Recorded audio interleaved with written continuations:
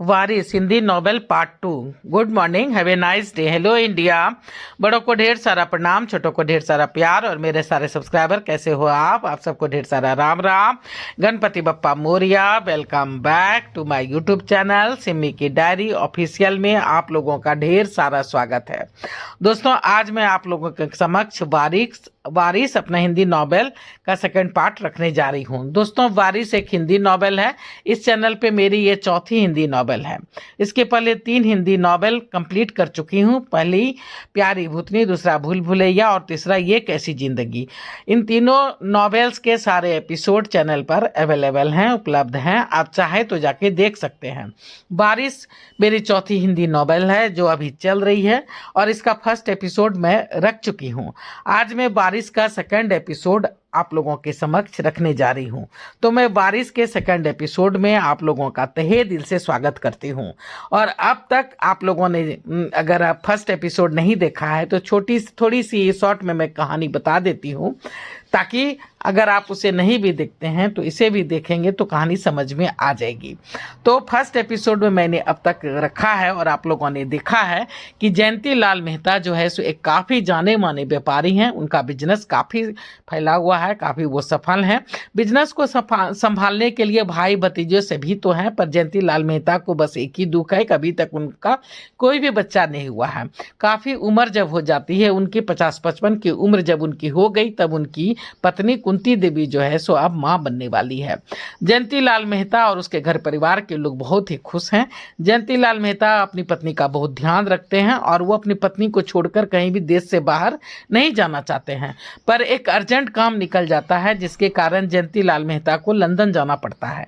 इधर कुंती देवी का भी पूरा समय हो गया था और उन्हें जो है सो हॉस्पिटल में भर्ती किया जाता है। कुंती देवी एक बहुत ही सुंदर सी बच्ची को जन्म देती है और इधर जयंती लाल मेहता को जब उनके खबर मिलती है कि पत्नी जो है हॉस्पिटलाइज है और सारे काम उनके हो गए हैं, तो वो इंडिया वापस आते हैं। और इंडिया हवाई जहाज से जब वो लैंड कर रहे होते हैं तो हवाई जहाज में आग लग जाती है और विमान जो है सो दुर्घटनाग्रस्त हो जाती है। सोमदत्त उसको लेने के लिए आए हुए थे, तो घायल अवस्था में ही जयंती लाल मेहता को हॉस्पिटलाइज किया जाता है। वहीं हॉस्पिटल में जयंती लाल जो है सो टूटते फूटते आवाज में सोमदत्त से पूछते हैं, देवदत्त से, कि क्या हुआ है। तो वो बोलते हैं कि बेटी। इतना सुनते ही जयंती लाल मेहता की डेथ हो जाती है। इधर कुंती देवी का काफ़ी ब्लीडिंग हो जाने के कारण उसकी स्थिति भी काफ़ी नाजुक थी, चूँकि बहुत उम्र पे बच्ची हुई थी, तो उनकी भी डेथ हो जाती है। जयंती लाल मेहता और उनकी पत्नी कुंती देवी दोनों की मृत्यु एक ही दिन हो जाती है। घर जो है सो पूरे मातम में डूब जाता है, सभी शोक संतप्त हो जाते हैं और बच्ची का किसी को ध्यान ही नहीं आता। वो तो पूरा नौकर और आया के सुपुर्द हो जाती है, वही लोग उसको देख रहे हैं। 1 महीने बीत जाते हैं उन दोनों की डेथ के, तब जाके थोड़े से फैमिली मेम्बर जो है सो सामान्य होते हैं। और उसके बाद एक दिन जो है सो वकील साहब घर में आते हैं और बोलते हैं कि मुझे वसीयत पढ़नी है। तो घर के सभी लोग अचकचा जाते हैं कि वसीयत, और कैसी वसीयत, क्योंकि किसी को भी नहीं पता था कि जयंती लाल मेहता ने कोई वसीयत की है। तो दोनों भाई बोलते हैं कि क्या लिखा है इसमें। वकील साहब बोल रहे हैं कि मैं अभी पढ़कर सुनाता हूं, आप घर के सभी सदस्य को यहाँ बुला लीजिए। तो फर्स्ट एपिसोड में मैं इतना रख चुकी हूँ। अब आगे मैं सेकंड एपिसोड में आप लोगों के समक्ष रखने जा रही हूँ। वकील साहब के सामने दोनों भाई जो है सो गुस्सा रहे हैं और बोल रहे हैं, ये क्या है, कोई वसीयत नहीं किए हैं भैया, आप ऐसे बोल रहे हैं। आप जो भी ये वसीयत है हमें दे दीजिए, सुनाने की कोई ज़रूरत नहीं और आप जाइए। वकील साहब बोलते हैं, नहीं, ऐसा नहीं हो सकता है। इसकी एक कॉपी मेरे पास रहेगी, एक कॉपी कोर्ट में जमा है और एक कॉपी उनके बैंक में, और बाकी सभी जगह जहाँ जहाँ इसकी ज़रूरत है वो सभी जगह इनकी जेरॉक्स कॉपी पहुँच चुकी है। ऐसी क्या बात है इसमें, आप अभी सुन ले। आ गए ना आप लोग सभी, मैं सुना रहा हूँ कि क्या बात है इसमें। जी ठीक है, हम लोग सभी आ गए हैं, आप सुनाइए। मैं जयंती लाल मेहता आज अपने पूरे होशो हवास में ये वसीयत कर रहा हूँ। मेरी जिंदगी एक कहानी बनकर रह गई है। शायद ही कोई मेरी इस कहानी से वाकिफ हो। घर के सदस्यों के अलावा और किसी को भी इस बात की शायद ही जानकारी हो कि मैं जयंती लाल मेहता एक जमींदार खानदान का बेटा था। घर में सुख सुविधा की भरमार थी। मुझे किसी भी बात की कोई भी तकलीफ नहीं थी। बस दुख था तो सिर्फ एक कि मेरी माँ इस दुनिया से जा चुकी थी। पिताजी ने अपने आप को बिल्कुल बर्बाद करने की सोच रखी थी। दिन रात कोठे पे जाना, शराब पीना, सारी बुरी लतें उन्हें लग गई थी। एक दिन उन्होंने दूसरी शादी कर ली और मेरी नई माँ को घर ले आए। मैं काफी खुश था, मुझे मेरी माँ मिल गई थी। मैंने सोचा शायद पिताजी अब सुधर जाए, पर ऐसा कुछ नहीं हुआ। मुझे माँ से कोई शिकायत नहीं, मुझे उनसे कभी बहुत ज्यादा प्यार नहीं मिला तो कभी उतना डांट फटकार भी उन्होंने नहीं किया। समय बीतता रहा, देखते ही देखते हमारी जमींदारी के 4 टुकड़े हो गए। पिताजी के सभी भाई अलग हो चुके थे, हमारे भी 2 भाई और 3 बहन हो गए थे। जवानी में कदम रखते रखते सारी जिम्मेदारी मेरे कंधों पर आ गई थी। पिताजी की बुरी आदतें और रईसी के कारण हम कंगाल हो चुके थे। सभी जमीनें बिक चुकी थी, कुछ गिरवी पड़े थे, ले दे के बस एक कोठी ही हमारे पास रह गई थी। मेरी शादी हो चुकी थी, तीनों बहनें अभी छोटी थी, दोनों भाई कॉलेज में पढ़ रहे थे। पिताजी की मृत्यु के बाद मजबूरन मैंने कलेजे पे पत्थर रख करके एक डिसीजन लिया था। अपनी कोठी और बाकी सारी जमीन को बेच करके अपने गांव को छोड़ करके यहाँ मुंबई में आके बस गया था। मैंने एक छोटा सा घर किराए पर लिया और एक छोटा सा कारोबार अपने नाम पे शुरू कर दिया था। मेरी पत्नी और मेरी तकदीर ने मेरा साथ दिया, पूरा साथ दिया।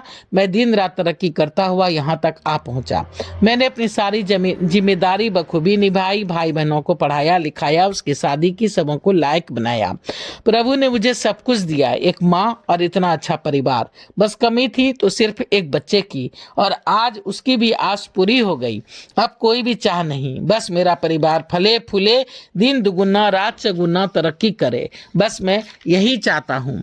आज मैं अपना वसीयत लिख रहा हूँ और अपना वारिस जो है सो अपने आने वाले बच्चे के बच्चे को मानता हूँ। मेरा वारिस मेरा बच्चा का बच्चा होगा, और मेरे बच्चे जब तक बड़े नहीं हो जाते उसके सारे अधिकार सरकारी ट्रस्ट के होंगे।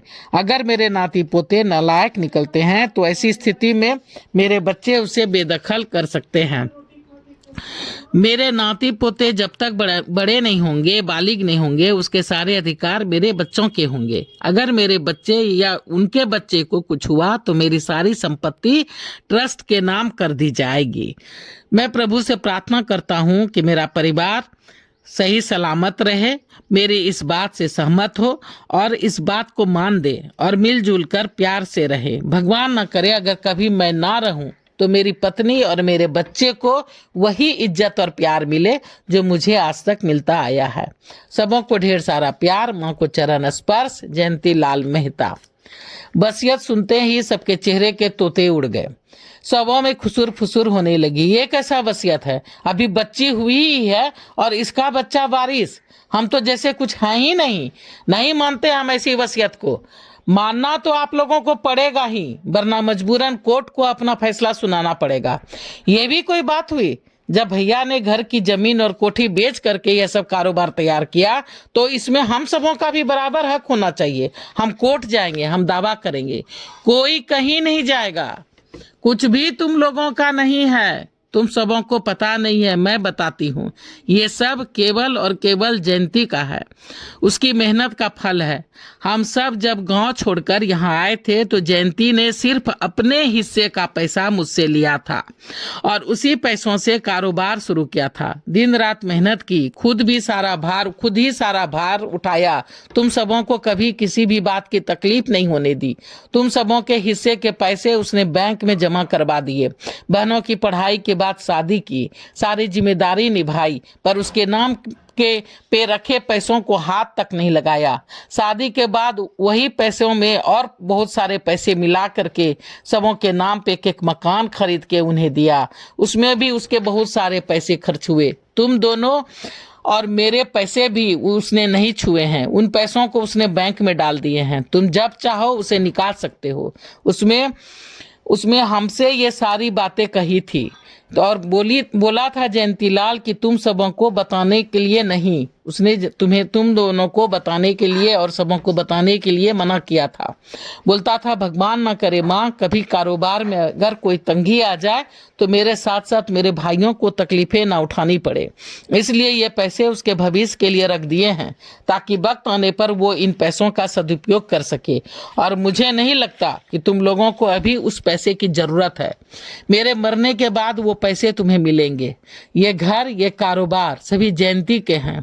तुम सब वहां काम करते हो और अपनी जिम्मेदारी बखूबी निभाओ।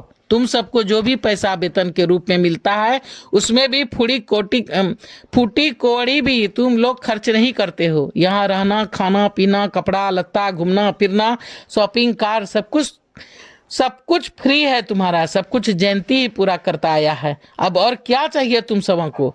आज पहली बार माँ को अपने विरुद्ध खड़ा देख करके दोनों भाई सकते में आ गए थे। कौशल्या देवी फूट फूट कर रो पड़ी थी, मानो अपने बुरे व्यवहार के लिए अपने मरे हुए बहू बेटी से माफी मांग रही हो। मैं चलता हूँ। वकील साहब ने कहा कि मैं चलता हूँ। हाँ, कल से जयंती जी के जगह हमारे कोर्ट के साइन चलेंगे। जो उचित होगा, जितना उचित होगा उतना ही खर्चा किया जाएगा। घर की सारी जिम्मेदारियों को आप सबों को अपनी अपनी तनख्वाह से पूरा करना पड़ेगा। ऑफिस के वर्कर अपनी अपनी जिम्मेदारी बखूबी निभाएंगे, वरना नुकसान सबों का बराबर बराबर बांटना होगा। हाँ, अगर नफा हुआ तो वो भी सबों को बोनस बराबर बराबर मिलेगा। वकील अपनी बात पूरा करके निकल गया था। घर में मातम का माहौल छा गया था। डॉली अपना पैर पटक रही थी, अपना गुस्सा दिखा रही थी। ये क्या, अब तो सारी तनख्वाह खत्म हो जाएगी, हमारे सारे ऐश खत्म हो गए। कहाँ हम सोच रहे थे कि अब हमारी चांदी ही चांदी होगी, अब आप मालिक बनोगे, पर यहाँ तो उल्टा ही हो गया। देवदत्त चुपचाप बैठा रहा। अब कुछ बोलो भी। मैं क्या बोलूं, मुझे कुछ नहीं सूझ रहा कि मैं बोलूं तो क्या बोलूं। मेरी समझ में नहीं आ रहा है कि भैया आखिर ऐसी वसीयत किए तो किए क्यों और कब किए, कुछ भी पता नहीं चला। अब मैं क्या करूं। तो चलिए दोस्तों, बारिश का सेकंड एपिसोड मैं यहीं पे समाप्त करती हूं। जल्द ही तीसरा एपिसोड लेके मैं आप लोगों के समक्ष आ जाऊंगी। तो चलिए, थोड़ा सा मुझे सपोर्ट कर दीजिए। मेरे सब्सक्राइबर बिल्कुल नहीं बढ़ रहे हैं और सब्सक्राइब करने में आपके कोई पैसे नहीं लगते हैं, तो प्लीज़ मुझे सपोर्ट कीजिए और सब्सक्राइब कीजिए। तो प्लीज़ मुझे सपोर्ट कीजिए। सपोर्ट करने के लिए सब्सक्राइब कीजिए, लाइक कीजिए, शेयर कीजिए, कमेंट्स कीजिए और बेल का बटन जरूर दबाइएगा, ताकि जब जब मैं वीडियो डालूंगी तो आप लोगों को नोटिफिकेशन मिल सके। अब मैं अपनी वाणी को यहीं पे विराम देना चाहती हूँ। जय भोलेनाथ, हर हर महादेव। और आप लोगों का ढेर सारा थैंक्स कर रही हूँ सपोर्ट करने के लिए, सब्सक्राइब करने के लिए और मेरे वीडियो को शुरू से अंत तक देखने के लिए। Thanks for watching my video.